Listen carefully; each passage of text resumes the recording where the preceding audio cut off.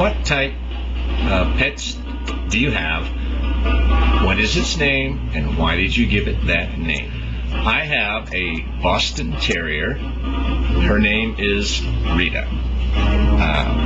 Boston Terrier was one of my childhood pets, companions, and she was one of the loves of my life. The name, Rita.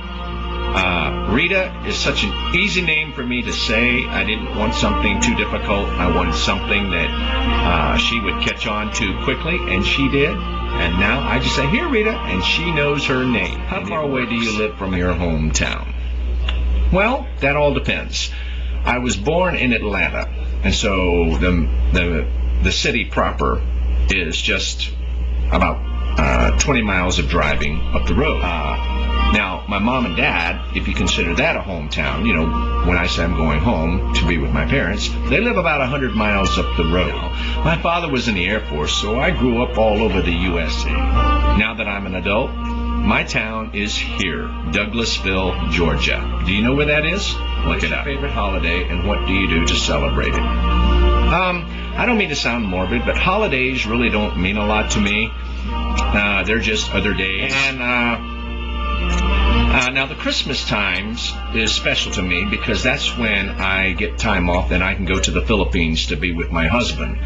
But I wouldn't care if that 2 weeks happen at another time of the year, so that's kind of a coincidental thing. It's okay, and you know, I mean, when Halloween comes around, I give out candy for trick-or-treat. When Christmas comes around, you know, I put up the tree and put up the lights and that sort of thing. I've gotten out of the gift swapping. My whole family, we all decided that we'd take a break from all of that, do whatever, but they know that I go to the Philippines, so I go to see my immediate family for Thanksgiving, and I spend time with them, and they know where I am during the Christmas holiday. But anyway, that's a long answer to a short question. You said, "I love you too," and when did you say it? I said, "I love you" to my husband several times today, and he has said it to me.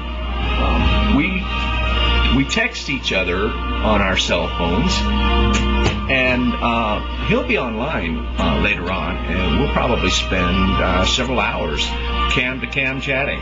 But I tell him I love you very often, and he does the same thing to me. And we say it to each other in a great variety of ways, and it's something we both just really look forward to. Are you a camping, hotel, or bed and breakfast type of person? My answer to that is yes. I love to go camping.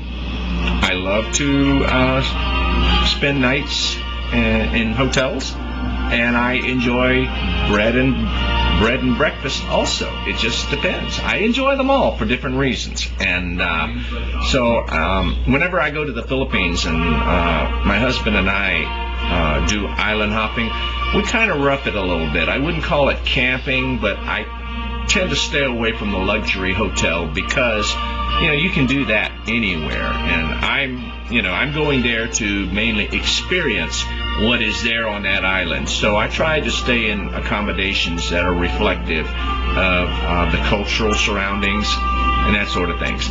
But once in a while, we do like a luxurious night at the Marriott. And when we're there, we enjoy it for whatever it's worth. What's the one experience you've had in your life that surprised you the most that it happened to you? I don't know. I guess my divorce. I never should have entered into a hetero marriage to begin with. I can say that in retrospect. When I was growing up, very much involved in religion, and I never, ever dreamed that I would ever be in the middle of a divorce. But then it is something that I did experience, and I went through all of the things that divorces, that can typically occur in a divorce.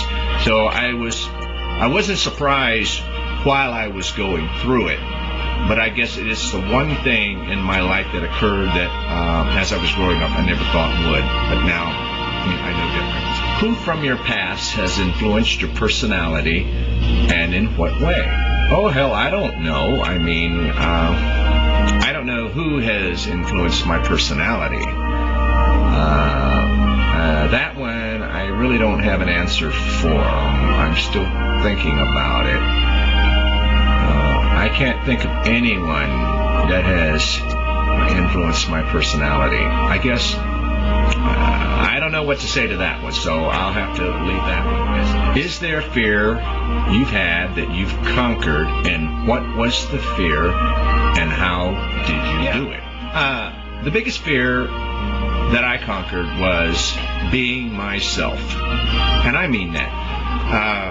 I think the way I describe it now, I spent so much of my life kissing other people's butts, kissing their ass, seeking approval of other people, conforming to the things that other people said I should conform to, but nowadays, if I like the color pink, I'll say so. I sing the songs that I like. I listen to the music I listen to. I eat the food that I want to enjoy. I talk to the people I want to talk to. I do what I want to do.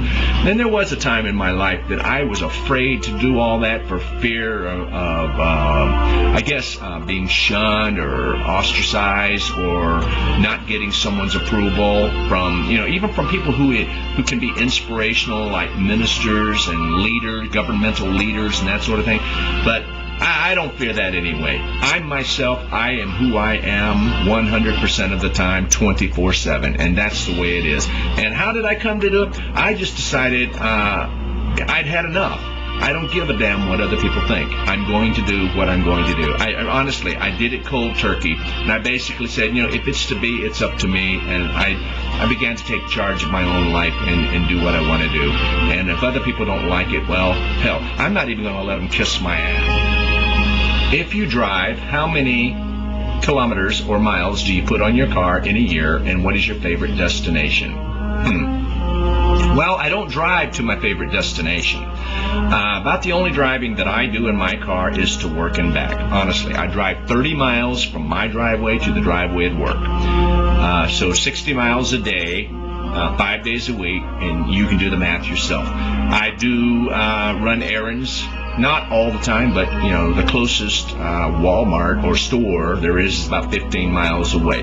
But I don't go there every weekend. I really actually do sit down and tally, do I really want it? Is it really going to be worth my time? And I usually wait until I have a list of things to do, and then I go hit the town and get them all done, and then I get back home.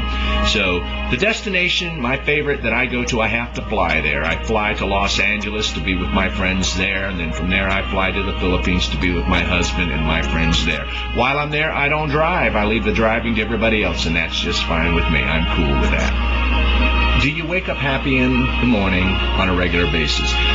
You bet I do. I mean, when I get up in the morning, I cannot wait to get my pants on. I mean, it's just as simple as that. I have 24 hours to spend every single day, and I do my best to spend them as well as I can. I can't save them. I mean, I can't decide, okay, I'm going to take 7 hours today and put it on a month. No.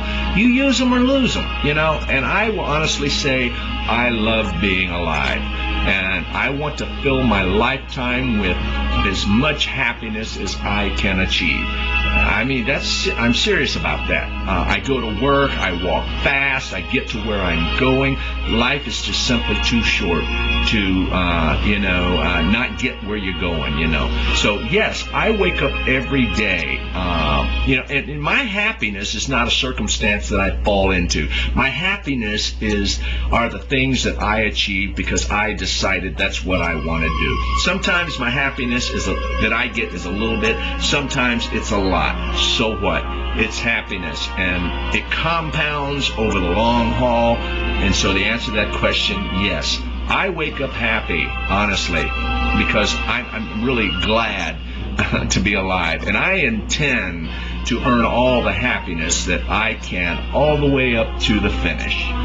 When my life ends, I want to say, damn, what a ride.